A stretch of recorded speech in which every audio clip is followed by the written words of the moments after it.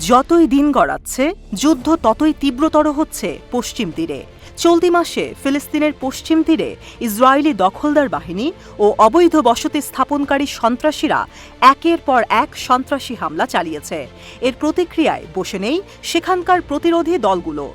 ফিলিস্তিনি যোদ্ধাদের পাল্টা আক্রমণে নাজেহাল হতে হচ্ছে জায়নবাদী সন্ত্রাসীদের। অক্টোবর থেকে শুরু হওয়া ইসরায়েল ফিলিস্তিন যুদ্ধে হামাসের পাশাপাশি প্যালেস্টিনিয়ান ইসলামী জিহাদ যুদ্ধক্ষেত্রে দারুণ ভূমিকা পালন করছে। গাজায় একের পর এক দুর্ধর্ষ অপারেশন পরিচালনার পাশাপাশি এবার পশ্চিম তীরে তাণ্ডব চালালো ফিলিস্তিনের ইসলামপন্থী এই স্বাধীনতাকামী সংগঠন। বৃহস্পতিবার টেলিগ্রাম বার্তায় প্যালেস্টিনিয়ান ইসলামিক জিহাদের সামরিক শাখা আল-কুদস ব্রিগেড পশ্চিম তীরে দিনব্যাপী 7টি হামলার বিবরণ প্রকাশ করেছে।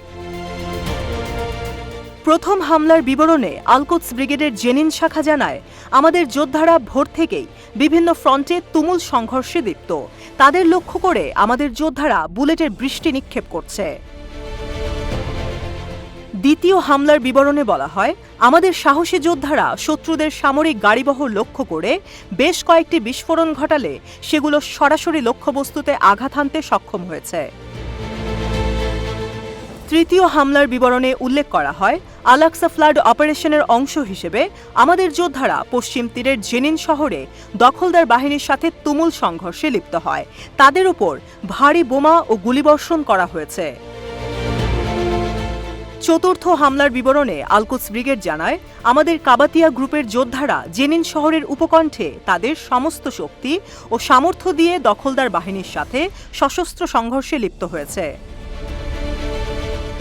পঞ্চম হামলার বিবরণে বলা হয়, মিলিটারি ফরমেশন মেনে আমাদের যোদ্ধারা একটি বাড়িকে ঘিরে রাখা দখলদার বাহিনীর পদাতিক সেনাদের সাথে ভয়াবহ সংঘর্ষে লিপ্ত হয় এবং সফলভাবে বুলেট ও বিস্ফোরক যন্ত্র দিয়ে শত্রুদের আঘাত হানতে সক্ষম হয়। ষষ্ঠ হামলার বিবরণে প্যালেস্টিনিয়ান ইসলামিক জিহাদের এই সামরিক শাখা জানায়, আমাদের যোদ্ধারা যুদ্ধের অক্ষে দখলদার বাহিনীর সাথে মোকাবেলা করে চলছে। দখলদার সেনাদের দ্বারা অবরুদ্ধ একটি বাড়ির আশেপাশে আগে থেকে প্রস্তুত রাখা কয়েকটি বিস্ফোরক ডিভাইস দিয়ে দখলদার বাহিনীর বেশ কিছু সামরিক যানকে লক্ষ্য করে আঘাত এনেছে। এতে শত্রু শিবিরে হতাহতের ঘটনা ঘটে।